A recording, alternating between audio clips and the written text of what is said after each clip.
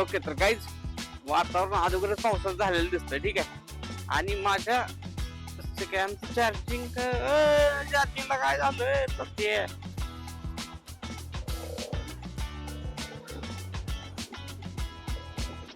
हाय शपथ चार्जिंग संपली काय ह्याची.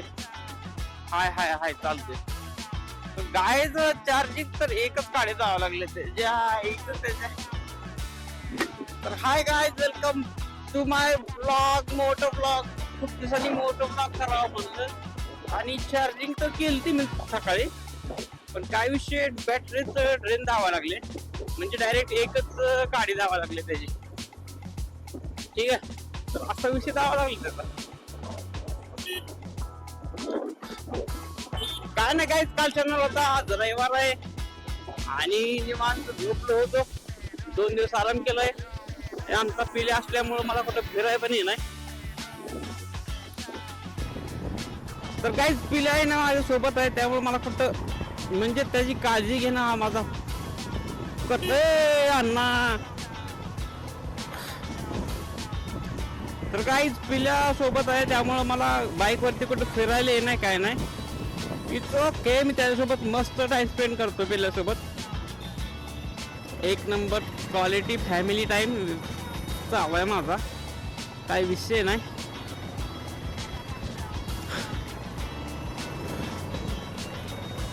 आणि आज रविवार आणि काल पण असंच वातावरण, सेम वातावरण काल झालं. तर काय काल पण सेम वातावरण असंच झालेलं आणि पाऊस पण चालू होता या टाइमला काल.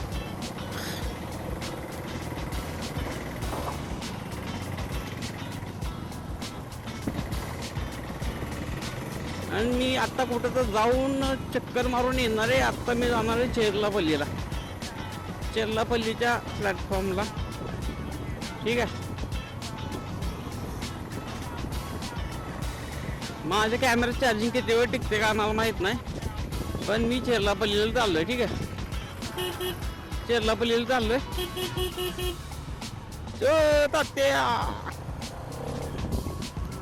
चेरलापल्लीला जाऊन येणारे, मस्त एक चक्कर मारणारे, काय विषय नाही, काय विषय नाही, काय विषय नाही.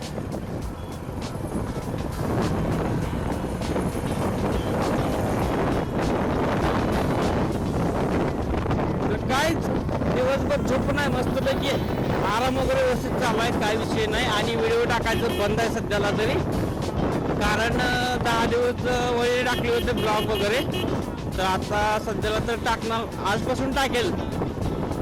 आज असं संडे आहे ना, काल पण मला ब्लॉग बनवायला असता, पण मी फुल डे आराम केला आणि पिल्यासोबत टाइम स्पेंड केलाय मस्तपैकी. आणि आता मी पुढच्या कधी काय तर गुरुवारी संध्याकाळी जाणार आहे गावाकडे.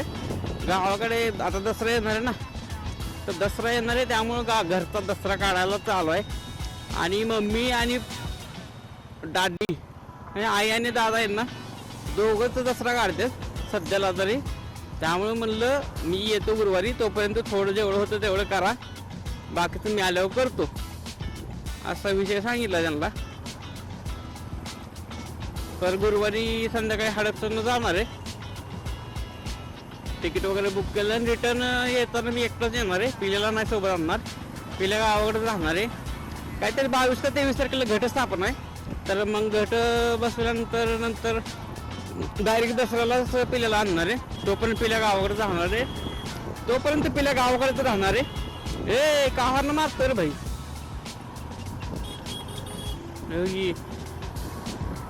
तोपर्यंत पिल्या गावाकडेच राहणार आहे आणि तोपर्यंत पिल्या गावाकडेच राहणार आहे, असा विषय आहे. आणि तो गावाकडे राहणार आहे म्हणलं, मी एक ट्रिप मारणार आहे कुठं तरी. हो, मी श्रीशैलला जाईल अजून एकदा. हे पाऊस यायला लागला काय, नको रे भाऊ, एक अर्धा तास थांब जरा. आयुष्य पण इकडे पाऊस चालू आहे.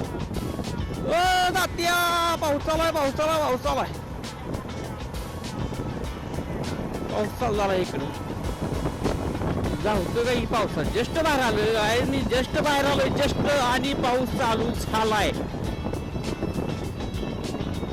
आजच्या गावात पुढं पाऊस आहे रे, नको माझा कॅमेरा भिजत. कॅमेरा भिजल कॅमेरा भिजल कॅमेरा भिजल असा पाऊस चालू आहे. मी रिटर्न फिरतो.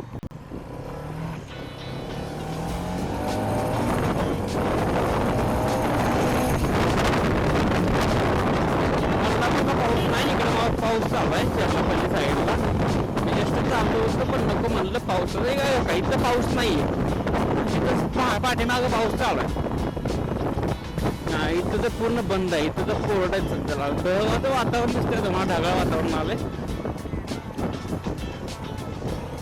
हे सध्याला हैदराबाद मध्ये होतं. एकदा जर काय माझी कंपनी 2 किलोमीटर लांब आहे ना माझ्या रूम पासून. तर एकदा कंपनी पाशी पाऊस चालू होता आणि रूम पाशी काहीच नव्हतं. नंतर 2-3 दिवसांनी रूम पाशी पाऊस चालू होता आणि कंपनी पाशी काहीच नव्हता पाऊस. असं विषय आहे.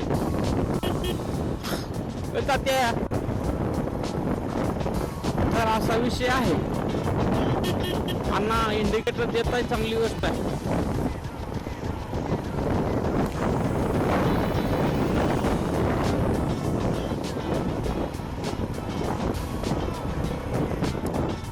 तर असा विषय चालू आहे गाईज.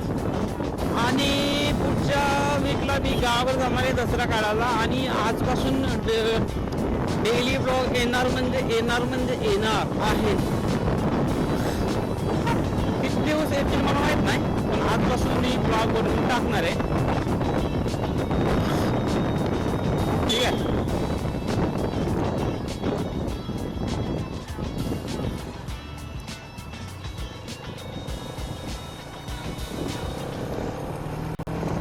तर गाईज मी इकडे फिरून कुठं तर दुसरीकडे जावं म्हणतोय. वापस नको जायला. कंपनीकडे चक्कर मारायला म्हणतोय मी. ओ तात्या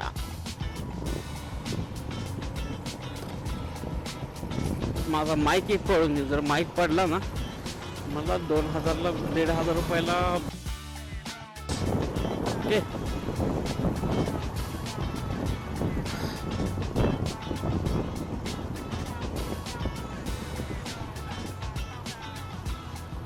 आणि गाईज हा रोड आहे ना हडपसर नाही रे हापसीगुडाकडे जातो. ठीक आहे.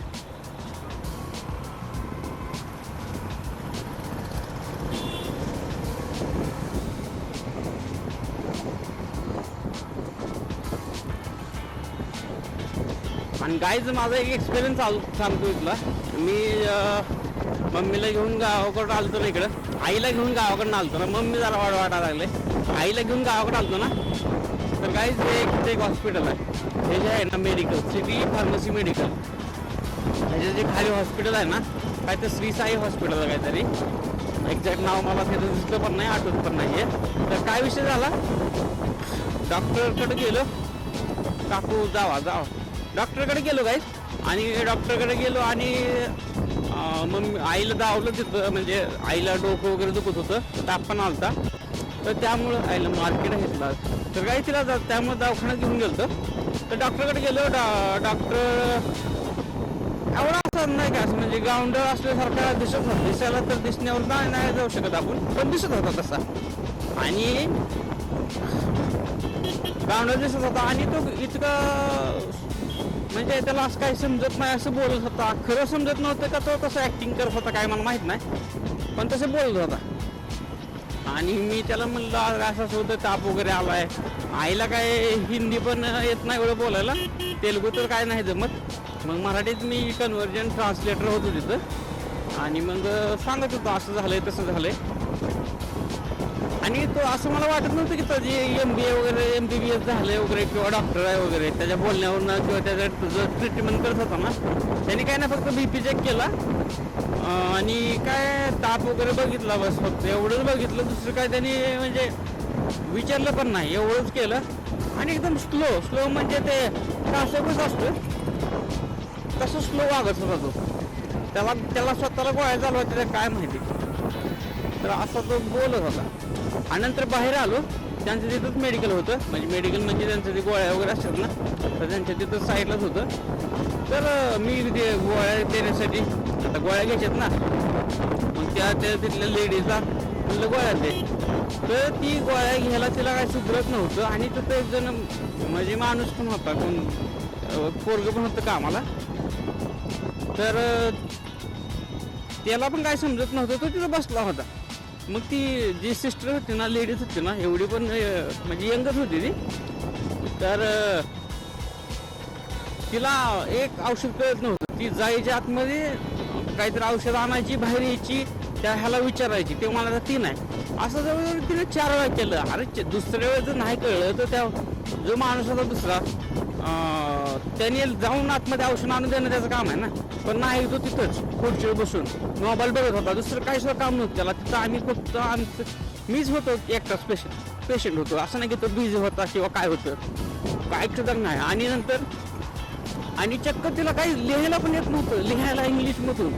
ती कसे काय गोळ्या देऊ शकते, मला एवढा वैताग आला. आणि मी इथं नवीन होतो ना, तर मला इथलं काय हॉस्पिटल माहीत नव्हतं, म्हणून मी तिथं गेलतो. आता म्हणलं गोळ्या वगैरे फक्त तापाच्या देणार आहे तो, तर मी त्यापेक्षा पॅरासिटामॉल वगैरे घेतली असते तर मला परवडलं असतं. आणि फी घेतली, फीचं काय विषय नाही. पण असलं एवढं गावंडाळ त्याचा स्टाफ होता ना, एवढा मला असं राग आलता ना.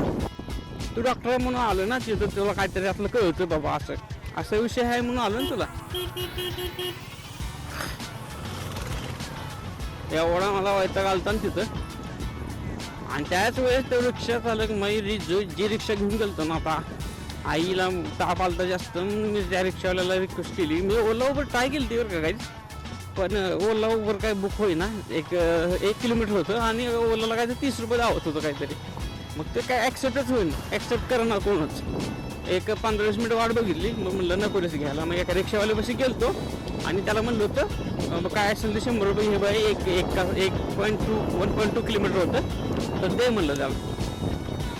पण नाही, त्यांनी ॲक्सेप्ट केलं. आणि पुन्हा तिथं तो थोडं थांबला ना, हवा त्याचं सोडणं त्याचं काम होतं. फुल ट्रिप किती 2-3 किलोमीटर असेल, तर 100 रुपये होते. तर आम्ही ठरलं होतं भाडं. नंतर जेव्हा आम्ही रिटर्न येईन का, तेव्हा त्यांनी अजून 100 रुपये एक्स्ट्रा मागितले की काय तू जो ही केलंय का. मला तिथं थांबायला लावलं, बोलला तो मी थांबल्यामुळं तुला मी 100 रुपये एक्स्ट्रा वगैरे घेतो असं. त्याच्यासोबत पण माझं थोडं मी झालं. डोकं त्या दिवशी पूर्ण खाल्लं होतं. काय जी माझी कंपनी आराजीन लाईफ सायन्स, इथंच मी काम वगैरे करतो. ही जी बिल्डिंग आहे ना समोरची, इथं मी काम करतो इथं, ठीक आहे. आणि हा नाचारम प्लॅन्ट आहे आराजीनचा. आणि तुम्हाला पुढचा एक प्लॅन दावतो मल्लापूरचा. गावात काल का परवा पाऊस झाला इथं, त्यामुळे असा विषय आहे इथं.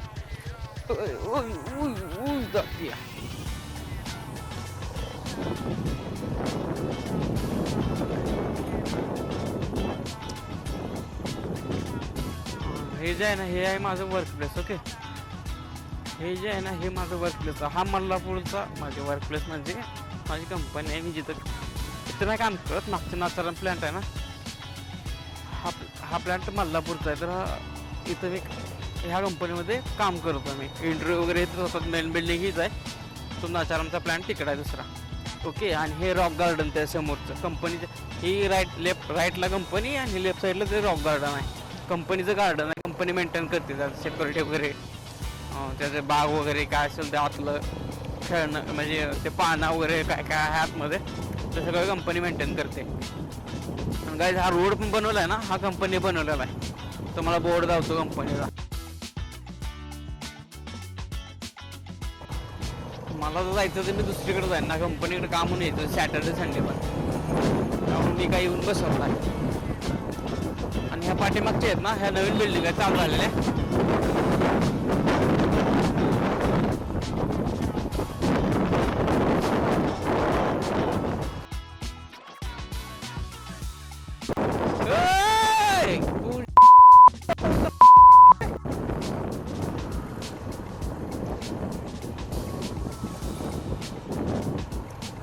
कन्स्ट्रक्टेड बाय आराजीन. दिसतंय का तुम्हाला? काय दिसतंय का कन्स्ट्रक्टेड बाय आराजीन. हा रोड आहे ना, हा रोड पण कन्स्ट्रक्टेड बाय आराजीन असा विषय. तर काय ब्लॉग आवडला असेल तर लाईक करा, शेअर करा आणि सबस्क्राईब करा.